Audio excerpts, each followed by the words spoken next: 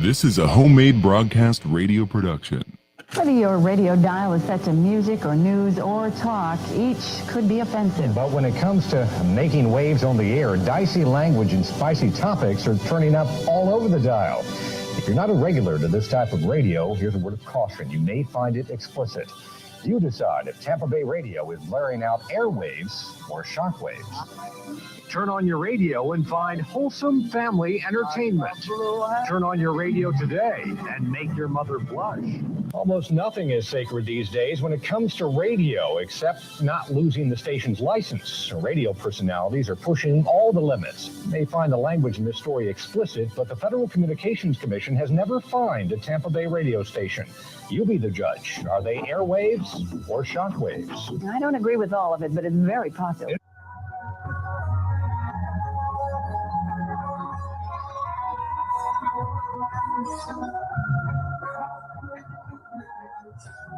Personnel, this is CBTS. Space vehicle pre-count operations will start on my mark at 5, 4, 3, 2, 1. Ladies and gentlemen, it is the homemade broadcast. It's episode 498. Holy guacamole. My name's Will Kuntz. Welcome to the program. With me, as always, the vibrant, the gorgeous. That doesn't feel right. The Ouch. the present humble. I'm just kidding. You are gorgeous. Hi, Wow. Hey, gorgeous. How you doing? I'm doing well. You know what? No. I'm doing well. Is your microphone on? Should be. I feel like the audio is coming from your computer. Oh dear. How about now? Nope. Check your input. How about now? I don't know. Keep doing it. Now? Maybe. It's hard to tell. I feel like I would know. No, it's definitely not. Definitely not coming from your microphone. It's coming from your computer. Hold on. I feel like I might have a thing here. Maybe a sound Input on the computer. Oh, the pressure. It's okay. I did this before. I did have to restart the computer, so I feel like all the settings I had. Yeah. It's just a mic that you plug in and then take out, right? Yeah.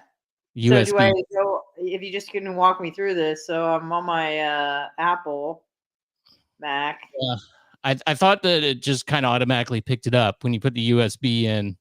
No, I definitely had to do something. But again, because I restarted the computer, I feel like all the settings, maybe audio, settings, audio, preferences, and then there should be preferences, audio. Preferences. That's all right. Okay. Don't sweat it. We'll get it to you next time. All right. So anyway, welcome. This is the live stream. Sorry about that. I'll actually probably cut this out on the podcast so nobody goes through our technical issues. But this is the homemade broadcast episode 498. My name's Will Kuntz. This is Anna Hummel. And hey, I just found these. I was looking around in my bedroom and I have a bunch of stickers, nice stickers, wings for your window so it doesn't make sticky stuff on there. But it's got the great, phenomenal Super Bowl ring graphic there. So if anybody wants any for free, just let me know and I'll mail you some. thehomemadebroadcast@gmail.com. So Anna, it's a lot going on this week. The world is still preemptively ending. Maybe, I don't know. I saw there's a black flag on top of the Iranian capital right now, which apparently means that it's go time. It's never been raised before. I don't really know too much about it, but I don't know. I don't want to talk about that this week. I want to talk about this guy. Does the name Douglas Mackey mean anything to you? It does not, no. What about Ricky Vaughn? Does that name mean anything to you? It does not, no. Okay. So this guy is the guy who he was sentenced today. He was found guilty of election interference for making a meme where he's talked about, this is him, I guess. This is what he looks like in real life. He had the literal Ricky Vaughn from Major League logo, and it had a MAGA hat on it on his Okay. logo on Twitter, and he was kind of like this anonymous Twitter person. Um, he got arrested for saying he made memes that essentially said that um, you can vote by text, I think is what it was. If you're going to vote for Hillary, oh, this is it right here. See it? I'm with her. Avoid the line. Vote from home. Text Hillary to 59925. And that's what I mean. It's a joke. Obviously, you can't vote by text. Why Yeah. can't you vote by text, though? That seems like a good way to do it. I guess you could get a 'Cause then you would, I guess, have to register your phone number. What if people don't like? What about old people? Oh, so you're saying it's an option? yeah. I think you you just make things a lot more confusing, but I don't know. I'm trying to think like in which way would if you have multiple phones, right? Then you can vote multiple times. If you got burner phones or something, yeah, that could Right, right. Or if you don't have a phone, well, then I guess you could just do a mail in or something, or just go to the ballot box and do it. But but then you what's to stop you? Then you have to make sure that people didn't vote in person and also vote via their phone. So I guess you could like spoof a number too pretty easy. If you I was gonna say you could register your number, with the county or whatever, the elections board, and that way you just take yeah, take votes that way. I mean, it doesn't seem like it's totally out of the question now. You can vote by text for American Idol, for example, but you can't vote for, president that yeah. way. So he was facing like 10 years, I think, in prison for this crime of making this meme right here. Here it is. This is the one that got him in a lot of trouble. And he got 7 months, which people are breathing a sigh of relief today. But holy guacamole, 7 months for making a meme. Like we've come a long way here in the I don't know, the freedom of the country and liberty is you got to be careful what jokes you make now, quite literally, I think is the lesson from this whole thing. Yeah, I would agree with that certainly. What is this woman clamoring about? So this lady did the same thing, Christina Wong, but she did hey, Trump supporters skip the poll lines election 2016 and text in your vote. Text votes are legit, or vote tomorrow on Super Wednesday. It's obviously Super Tuesday is the day. I guess the difference here, she did the same joke, but she didn't actually provide a number, maybe. I think that's the difference that they're saying. So this woman is not facing any sort of charges or criminal prosecution, but the other guy, Douglas Mackey, is going to jail. I guess not prison. Hmm. Prison is a year or more. Yeah. Um yeah, I guess she just didn't provide the number, so there was really no way. She's just kind of like making a joke, where I guess the other guy made it seem like it's more legit. And here's the thing, much like you said, it's not like voting by text doesn't exist, not for the presidency, but it does. And I feel like a lot of people who are young, who maybe are fans of American Idol or whatnot, or just maybe super dumb, would fall for it and start texting and then maybe not go to the polls and actually vote. And then they're like, oh, well, I saw this thing on social media that told me I don't have to. So, They should really make it easier to vote, though. There's got to be ways. I mean, I'm afraid to even say elections on YouTube, but there's got to be an easier way than having to go somewhere. I mean, you can do mail, and obviously we know that mail has some issues and could be easily hacked. Jacked, yeah. You could farm these ballots. You could. There was a lot of people going into nursing homes, for example, and helping grandmas and grandpas vote. Who do you want to vote for? I want to vote for Donald Trump. And they're like, okay. And then they mark Joe Biden down and put it in the envelope Yeah, and send it away. I mean, right. that's definitely happened, and vice versa, I'm sure. But I think that there was more of a concentrated effort on one aisle, more than the other, of doing that. Well, let me And ask you this, yeah, because of course there's election fraud every election cycle. It's nothing new. People are always going to try to game the system in their favor. Fair enough. I accept that that exists. My question is, which form of voting, whether it be in person, pencil, paper, and or electronic voting by some means, whether it be phone, computer, something like that. If hacked, if the system is hacked, which one is potentially more devastating? Right? So I feel like, again, the low tech option is a lot harder to fake the funk. Like, it's going to take a lot more effort on the part of many bad actors to really change the amount of votes in a way that would change the outcome of an election versus a few bad apples at a, let's just say, Silicon Valley, who are able to hack some sort of electronic system in the favor of whoever they want by a magnitude of millions. So again, I don't know the answer to this, but it's not like, obviously you want to prevent election fraud, but if we accept that election fraud exists, which in which case is it more devastating, right? In which way is it harder to commit election fraud? I would say probably the low tech option, right? To like harvest the votes, you need lots of people on your team versus like, and again, I am not that computer savvy, clearly, but would it be just a handful of people that could change the election versus a more concerted effort where it would be, the more people you have involved in an operation, the easier it is to catch somebody doing something wrong, right? Versus if it's just one or two, where did it come from? I don't know. So I don't know. What do you think?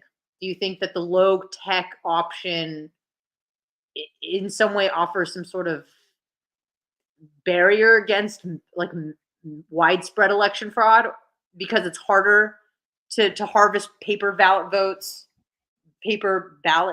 versus an electronic option where you could, write some software voodoo stuff and change the outcome? What do you think? Yeah, I mean, like I feel like the harvesting portion is not fraud necessarily. It's just a way of securing these ballots. It's under the guise of helping people vote. Now, of course, But some of these people are like dead. Like, it is fraud. Forget about like helping the old people vote. I'm definitely getting a strike on the YouTube channel today. That's okay though. I don't care. Yeah. Yeah, I mean, I don't know. Like, I don't know why and what the regulations are. Maybe there's certain laws against this, but why doesn't Joe Biden and Donald Trump and these other candidates make an app and like have an official GOP and Democrat app that goes on your phone? You get a push notification when it's time to vote, and you can do it in local campaigns too. To really, You have like 16-year-olds who have fake IDs that are, you know, yeah, I don't know. It opens up a lot of vulnerabilities, you know, I think. I Maybe. mean, this article here talks about, I think they actually used the word cabal. It's very long. It's in Time magazine. It was 2021, I think, when this came out. The secret history of the shadow campaign that helped save the 2020 election. And it talks about these groups, these grassroots organizations and people that got together in Zoom meetings with hundreds of people in them to, lock down the election, kind of get these ballots together, make sure people are voting by mail, get these ballots to where they need to be counted. Like, there's something about, obviously collectivists, which I think people on the left would be more collectivists than people on the right, no doubt about it. I think they're more individual. They get things done because they work together. And that's what all of these groups did. Activist groups, grassroots, it was so important so while it the election wasn't necessarily S-worded, you know what I mean when I say Yeah, S-worded? yeah. It was, if it was like, if you call this shadow campaign S-wording, then yeah, it was. But it was kind of S-worded fair and square, if that was the case, because I don't think it broke any rules necessarily. Now, I know there's been other allegations about, blocking off these counting centers. What do you call them? The election centers, and not allowing people to see what's going on inside there, blocking the windows, and who knows what was going on in there. I don't know. I haven't seen any concrete proof of anything. it's certainly fishy. And there's been some big outlets who have reported, like Rasmussen, some of these claims that claim to have proven some of these things. But I don't know, like, you can go into a courtroom just because something gets thrown out of court doesn't mean that it didn't happen. I mean, judges are appointed by politicians a lot of the times, so they're partisan actors. So if you're facing, Trump's facing this lady in where's he getting tried at? It's not Florida, is it? Is it New York or? I'm like, which one? Yeah, I guess that's true. There's many of them. There's that You're talking weird. about the Georgia thing? You're talking about January 6th? Are you talking about the business fraud? Are you talking about Who's the rape? lady? The black Talking lady. about Mar-a-Lago documents? Like, what are we talking about? Who's the black lady that put a gag order on him? Oh, the Attorney General. No, in, no, uh, no. It New was York. a judge. Oh, One of his trials, there's a lady that put a gag order on him. no, I don't know. And I think that was the Georgia votes deal. You just see, like, I'm sorry, but I see a picture of that lady. I go, I know, sure, but like, you're one of these, like the case of him being a monster and needing to be wrangled in by society is there. Like, she's there as a judge to uphold the law, but you really think he's going to get a fair shake? Like, I just look at him and I go, no. Same thing with the other guy who looks like Bernie Sanders. I'm like, yeah, I don't think he's going to get a fair shake. I don't know if they're jury trials or not. Maybe they are, but you run the same risks there. You saw that weird chick. Remember the Georgia one? Like, we're going to get him. She had the weird physiognomy. Is that how you say that word? I don't know what that is. It's like a body, like a body shape, features, just weird features. Kind of look like a bird. Say it again. Physiognomy. You never heard that? I mean, let me look it up. Maybe I'm saying it completely wrong. I've never heard that before. I mean, that doesn't mean that you're wrong. I've never heard that before. Share this tab instead. Let's see. Not episiotomy. A person's facial features expression, especially when regarded as indicative of a character or ethnic origin. So Can you just spell it? Yeah, it's right here. You see it No. on the screen? Oh, it's not on there. I need a producer, man. This is crazy. Here we go. There you go. Oh, okay. All right. Yep. Physiognomy. Physiognomy. Oh my god, it's the same thing. So she just looked like a bird. Like, you see, I don't know. Everybody's in a corner now. Everybody's biased, including politicians, obviously politicians, but including the judges now, who kind of have this veil and mask of prestige that they're there to uphold the law no matter what, that justice is blind. And we just know that's not the case. There's so many examples, like the Douglas Mackey guy who put the meme out, and then this other chick did the same thing, except didn't have a number. They always little nuances that it's different this time. But I don't know. You just know that justice is not blind, and these judges are put in place by these weirdo politicians who are super. It's like, I just don't believe that anybody, just because you went through court and got found guilty or innocent of something, certainly does not mean that always meant that, right? Like, doesn't mean you're necessarily innocent or guilty.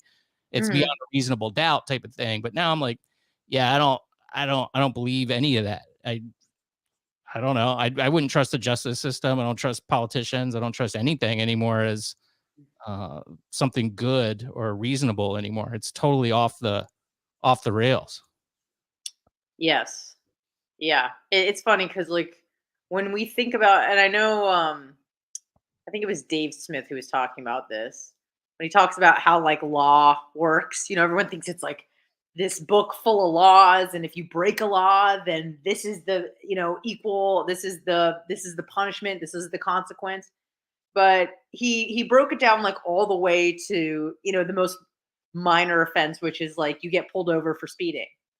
And in that moment, even though you've broken the law of exceeding the speed limit by X amount of miles, in that moment, that cop can either decide to let you off with a warning or he can give you a ticket, And it was just like the perfect, not even analogy, because he was just explaining it how it works. Because we think like, oh, if you commit this crime, then this is what you get. It's like, no.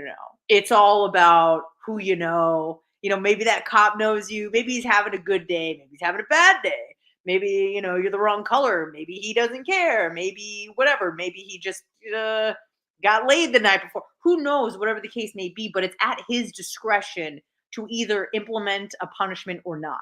Yeah. And that pretty much goes all the way, regarding most crimes, even when you're looking at things like, Epstein, for example, the sweetheart deal that he probably shouldn't have gotten. By the way, if we may I had an interesting thought that I think that you might appreciate. I'm kind of tying this into the Israeli-Palestinian conflict that's going on now.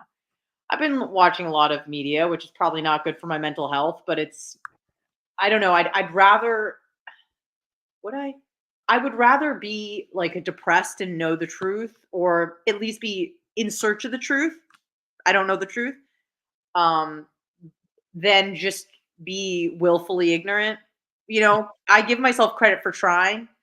Um, but I was watching this debate between Don King, aka Cornel West, and Alan Dershowitz. Okay. And I'm watching this, and obviously, for reasons we already know, I was agreeing with pretty much everything Dershowitz was saying. And then I'm reminded that he was best pals with Jeffrey Epstein. Yeah. And it's just so funny because in that moment, I was like, I mean, was Epstein really that bad? You know what I mean? Because your spectrum for what is tolerable behavior has shifted. Because when you hear about like just the unfathomable, unconscionable atrocities that Hamas committed against the Israeli people, now R. Kelly, I mean, not great, but could have been worse. Like that's how you feel. And it was like this thing where I'm like, get it, Dershowitz, like tell Cornell. And then I'm like, Dershowitz, I'm like, he's a scumbag, like child rapist. I'm like, but at least he wasn't like burning people. You know what I mean? It's so bizarre. I was talking to someone in jujitsu last night about this. It's like you have no other choice with how to cope with this sort of stuff than gallows humor. You're like, well, at least R. Kelly wasn't burning people, crazy stuff, but you just have a weird amount of like tolerance for things that you even just a week and a half ago completely unacceptable, inappropriate, intolerable. But what's up, Mark Carr? But yeah, so it's just a kind of an interesting thing about relativity, where all of a sudden, not so Epstein. I mean, whatever. I've heard about that, and I've heard somebody say it sounds bad to say it out loud. And while I kind of agree with it, I'm also like, no, I'm just not willing to cross that line. But it's like when you're, oh God, I don't even know if I should say it, but it's like the women on Epstein Island, the girls, it's not like they were 8. They were like 16, right? Which is bad. 15, 16. It's still not good. It's bad, but it'd be worse if they were like 8, right? I think we can all agree on that. There's degrees of badness. Yeah, I would suggest, and much like you, I'm like, is this a hill I die on? I wouldn't say that. What do you call it? I wouldn't say that most of the girls were children. Minors, yes. Adolescents, yes. I think the youngest was 12. That's pretty bad. That's bad. That's pretty bad. Really bad. But I mean, it's funny, not funny, interesting. But a 16-year-old in the United States, I mean, I guess it depends on the state, but federally, you cannot give consent until you're 18. But in the UK, you can. And in some countries, it's 14. And in some countries, it's 17. And in some countries, it's 15. So this whole, if he's in international waters, not great. Not great. It wasn't that he didn't take advantage or do horrible, horrible things. But I also think, much like you, that it's important to make a distinction that, and it's easy to say pedophile because everybody knows what that means. But when it's when you're talking about teenage girls who are probably usually between the ages of like 15 and 17 or 14 maybe, like I don't think that those people are pedophiles. I don't think that a 15-year-old girl is comparable to a 4-year-old girl. They look very different. One is probably like reproductively viable, the other one is not. And that doesn't mean that it's right or wrong, but I'm just saying if you're going to blame anybody, it's time to blame God, because God gave that 14-year-old juicy boobies, and guys are looking at him. And we can pretend that we're suddenly blind and we don't see girls as attractive, whether being whoever the viewer is. Like I'm like, oh, I don't see a pretty 17-year-old, and then just the day she turns 18, I'm like, she's hot. No, we're all very much aware that that is a beautiful young lady, and then she turns 18 and it's like, yeah, I want to blast her. Okay, like we're all big. We just were afraid of being called pedophiles. But I don't think that a 15-year-old and a 5-year-old are comparable. So if a man is attracted to a 15-year-old girl, I don't think that that man is a pedophile. I don't know how we got there. Yeah, well, it's tough. It's like that's with that stuff, age of consent and stuff. I'm like, we got it. It's just 18. Like, let's not even mess with it anymore. I know there's nuance there. I know we could talk about it and you could legislate it, but we got a number.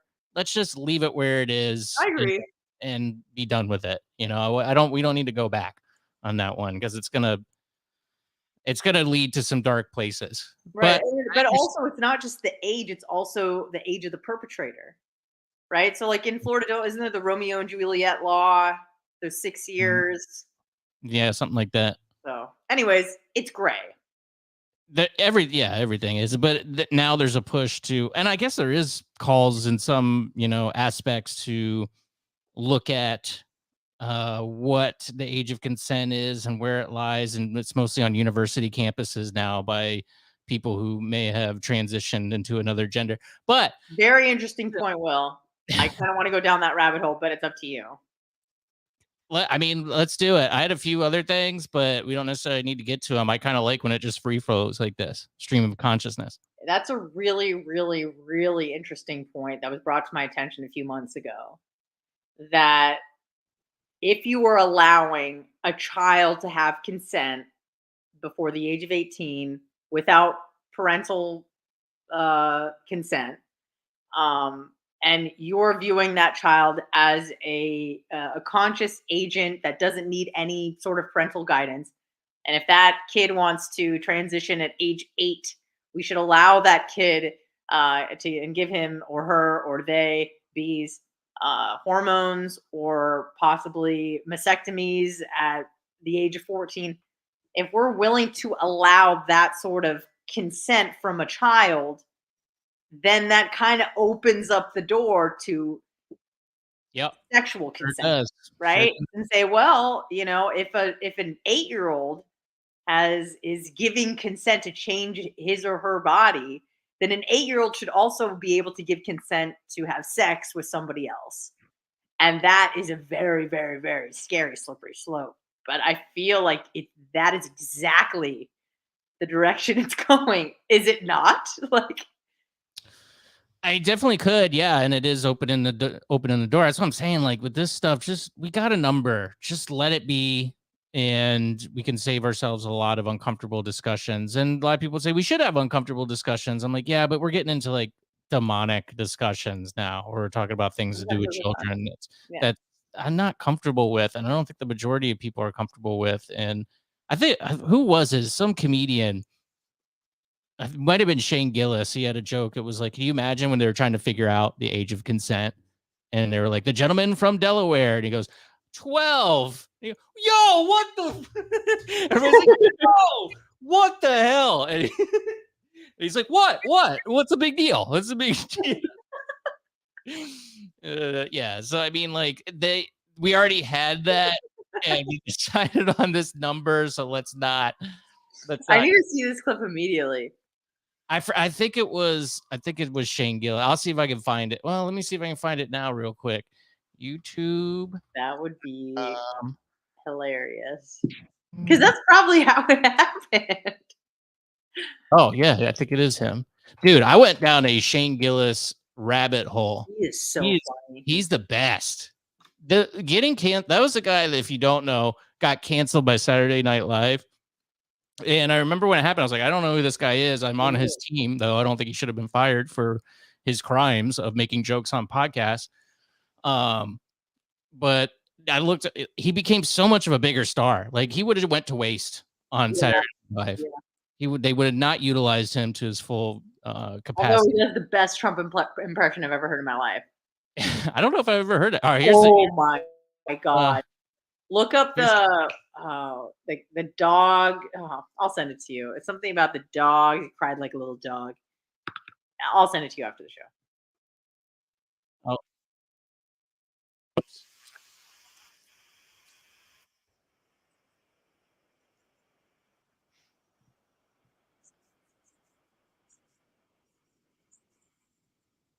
Let me see if I can find the Shane Gillis deal.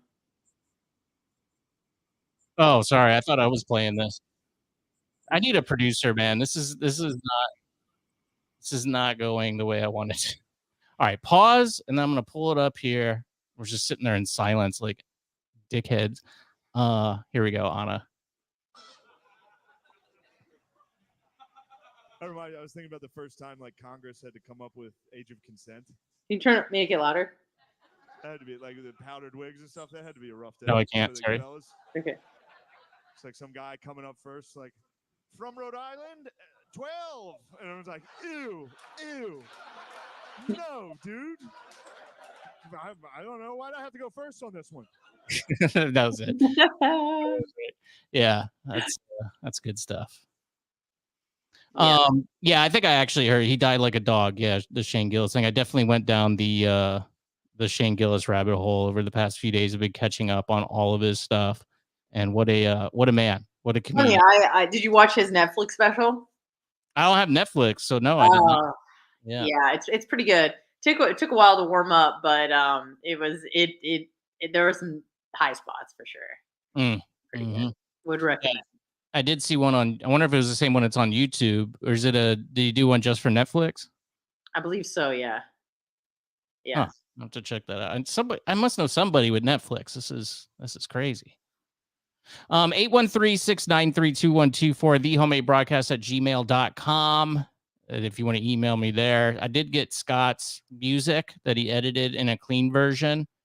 So I'm going to play that for a rejoiner at some point. I guess next time I'm by myself at night, maybe we'll do that. But if you want to send that stuff, any emails, concerns, comments, you can do that. And 813-693-2124. I've been getting voicemails from this one guy. Yeah. But he calls from not this number that's here. He calls, I guess, CMG's number. And I didn't know this, but I guess I have an extension and I never knew that. And then also it goes to Teams, Microsoft Teams. So I had like a bunch of voicemails from this one drunk guy. Some of them very mean and some of them funny and some of them abusive. Sexually abusive, but they're really good. I like those, so put them on. I had no idea that this existed. I didn't know I had an extension until recently. It only took you 7 years. 7 years, I think 8. Is it 8? Might have been 8. No. You started in 16, right? No, I don't know. Huh? It's been a long time. It's been way longer. We've known each other since 17. Yeah. I remember the first time we not hung out, but we had the golf tournament. We had a ride together, and I thought you were 12 years younger than you were. Yes, that's right. Like I may have been patronizing. I'm like, oh, are you in college? And you're like, no, I graduated just a few years ago, but I didn't know you were in college for 8 years. I didn't do the math. And then I remember I was like, how old are you? And you're like, I'm 33. And I'm like, oh my God. Oh man, we need 39 next month. I know. Are you planning anything for your day? I mean, I feel like I need to get on that ASAP if I'm going to do that. Probably not, realistically. It's what do people want to do? I got to make people come to my birthday party at 39 years old. You're making anybody do anything. I mean, you're saying you don't want to pressure anybody to do anything. I just, people have kids, they're married. It's like, it's the Thanksgiving's right around there. It's, I don't know. I would feel guilty asking somebody, hey, you want to come like play kickball for a 39-year-old's birthday? That sounds fun, though. I would like to do No, I that. think that that's great. And a lot of times people, and I actually learned this with your group of friends, is nobody really wants to organize a get together, but people are usually more than happy to go along with a plan that already exists. Yeah. Nobody wants to like gather everyone together, but if you say, hey, there's a party at so and so's house, people are interested in coming. And I learned that with your group of friends because I started to realize that they were terribly bad at like galvanizing troops. Like, do you want to do something? I don't know. What are you up to? What do you want to do? But if you already said that there was a set plan to do something, everyone was on board. And I tried that with your group of friends in, I believe it was February of 2020, right before the shutdowns. And I just said, hey, a bunch of us, meaning me and myself, are going to be at X Bar at this time. You should come hang out. Like everybody came, including a person who later became a murderer. So it was a good time. I do remember that. That was a fun. Yeah, that's true. I have a really hard time with. You're right. The planning aspect. I don't know what would need to go into. Do you even need to rent a field? I thought you already did this. I didn't do it. I think my buddy did it last time. I didn't do it. But there was no bathrooms open. You talk about a competency crisis now. It definitely, even back then, that was the whole reason to rent it and pay the fee, was for them to come and open the bathrooms and then lock them back up afterwards. And nobody did that. Yeah. So I don't know. I don't even know if it's worth it to reserve somewhere to do something like that, or if you just go in, raw dog it and see what happens. Almost like that. I could try to organize something. If that is something that you want to do, I will organize it for you. I don't mind doing that, but I just want to know that you actually want to do it. Let me look this up. City of St. Petersburg. What would you even Google? City of St. Petersburg. Renting a field. Rent a field. Athletic field rentals. There you go. Application. Submit following questions. Availability. Payments. $10 per hour. With lights, $15. Okay, so I mean, you could probably just do an hour and then play however long you want, right? Yeah. I don't know. We'll see. I mean, that does sound fun. We did that a few years ago. That was a blast. It was honestly a great time. Like I remember that, and I was like, that was badass. That was super cool. I was so sore for so many days afterwards. I have to Me too. redo that. I gotta stretch big time. Big time. There's a few other things I had here on the list. Do you remember last week that Trump said something about shooting people who rob stores? Are you familiar with that? I don't think I saw that. Okay. I got to be my own producer here. Share, present, share screen. There we go. Here he is talking about, can you see him? Yep. Here we go. Signal that supporters say he was worth the wait. Under the Trump administration, we will bring back law and order to California. The former president promising to crack down on California's election system and prosecutors who serve in what he says are crime-ridden cities. He went as far to say retail thieves will be shot by law enforcement. He blamed Democrats for the state's demise. Together, we will reverse the decline of America, and we will end the desecration of your once great state, California. This is not a great state anymore. This is a dumping ground. You're a dumping ground. The world is being dumped into California. Prisoners, terrorists, mental patients. You have mental institutions. California Republicans say the party will overwhelmingly support him in the primary election. I would say overwhelmingly would be an understatement. I mean, the reality is this: no matter how you cut, slice, and dice it, Donald Trump is by far and away Republican side. God bless America. Thank you. Here is someone that Californians are. I thought, well, anyway, that video said that it was talking about the thing, but he said that people who loot stores will be shot. You should be shot. Now, this wasn't California, but it did happen. Guess where? Hooray! Florida, baby. Yes, sir. The Florida GameStop worker was arrested after police said he fatally shot a suspected shoplifter on Tuesday. Pembroke Pines police said they were called to GameStop in the area of Pines Boulevard and Hiatus Road at 8:16 p.m. Who shoplifts at 8:16?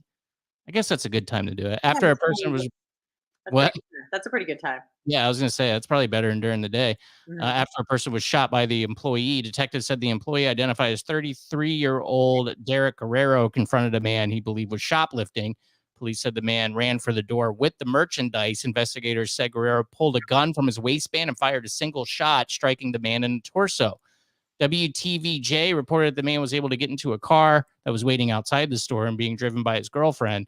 When the man's girlfriend noticed he was unresponsive, she pulled over into a plaza and called 911. Man was taken to a hospital where he died. Yikes. Police said the man never threatened Guerrero or displayed any type of weapon.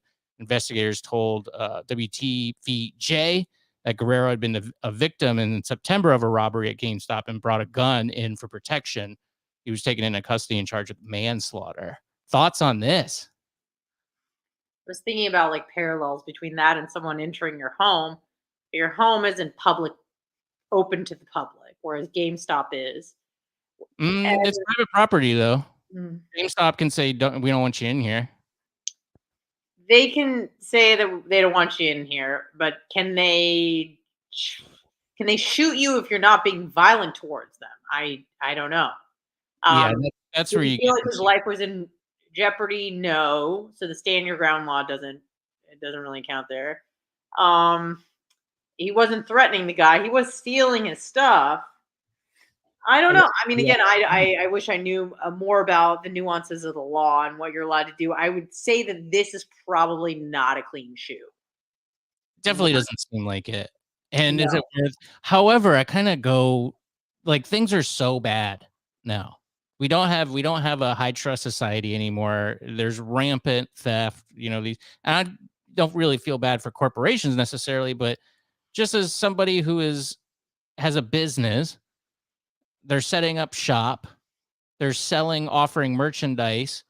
Like you should be able to protect your property, right? If somebody's taking it. Now that sucks if you die, but isn't it a good deterrent? Like don't steal because you might get shot. Certainly a chilling effect.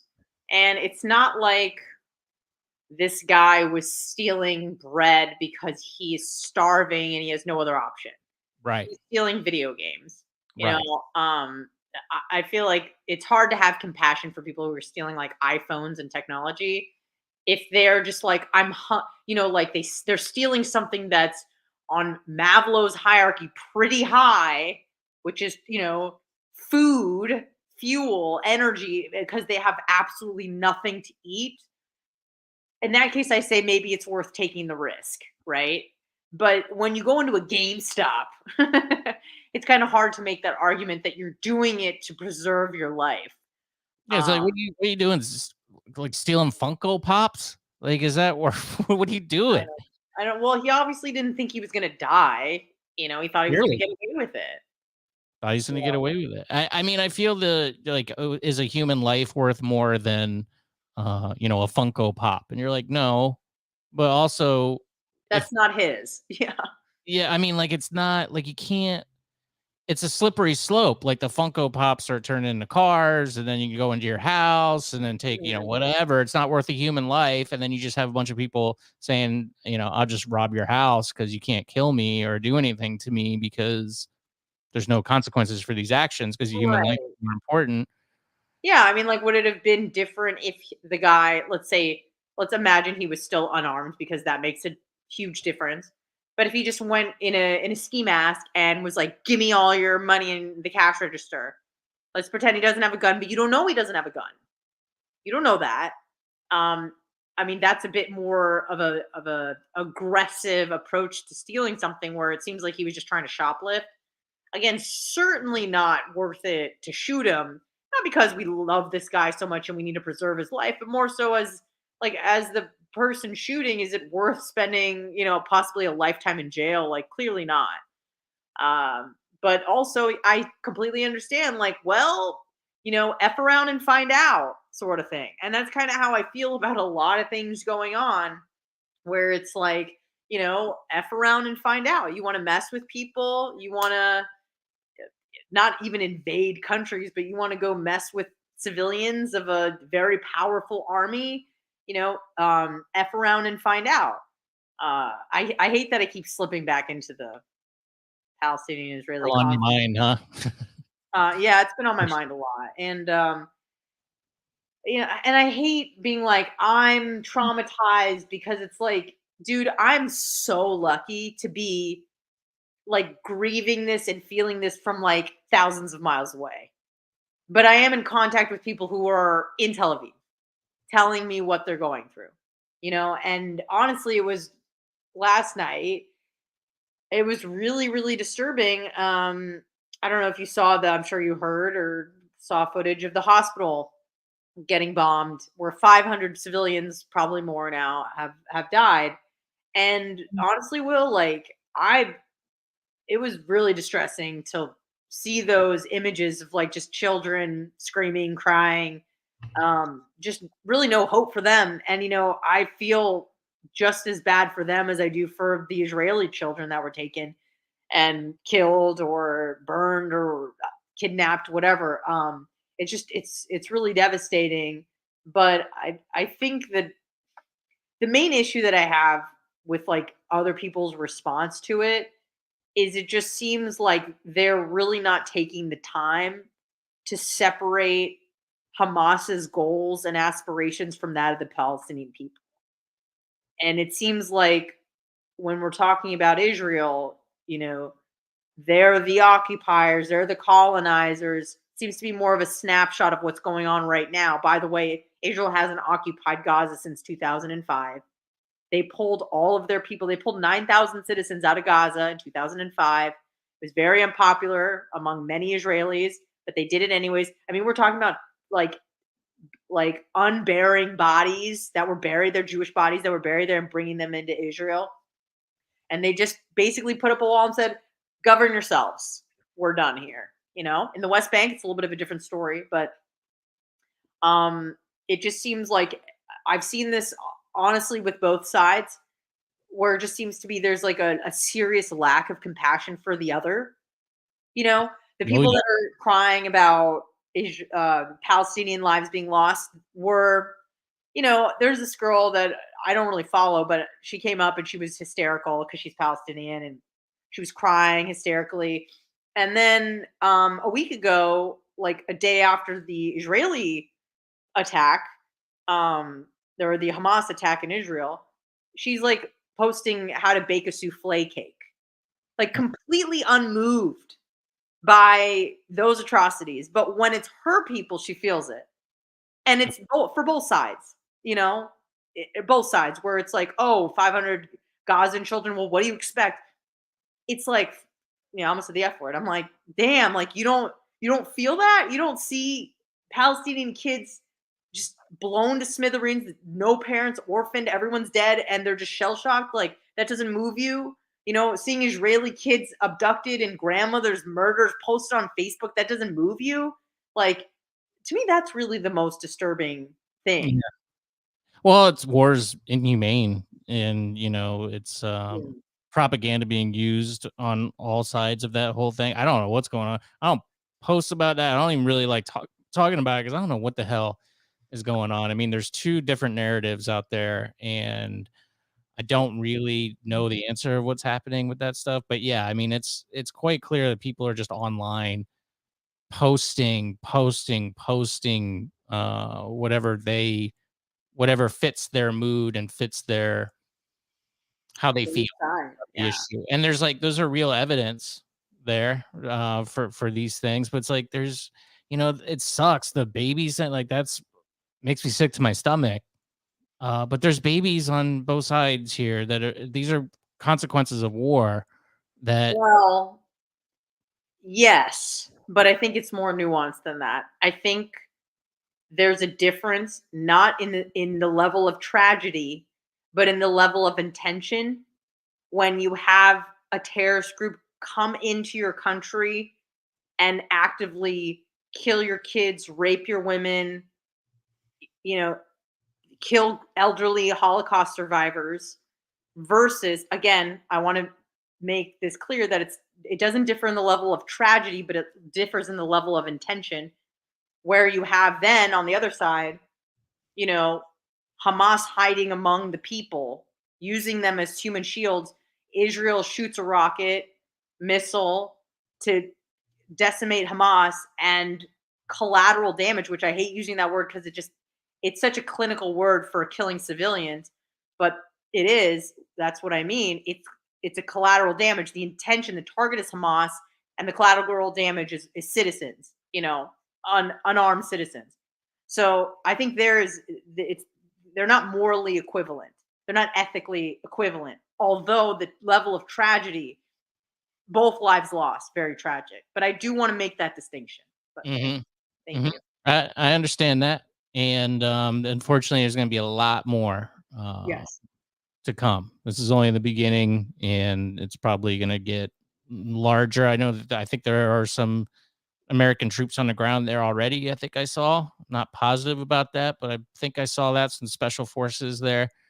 Yeah, And I think they're working on the hostage situation. I think as of right now, I can't remember if it was 30 Americans killed or 30 Americans held hostage, missing. But I think Israeli and American forces are working together, at least on the hostage situation.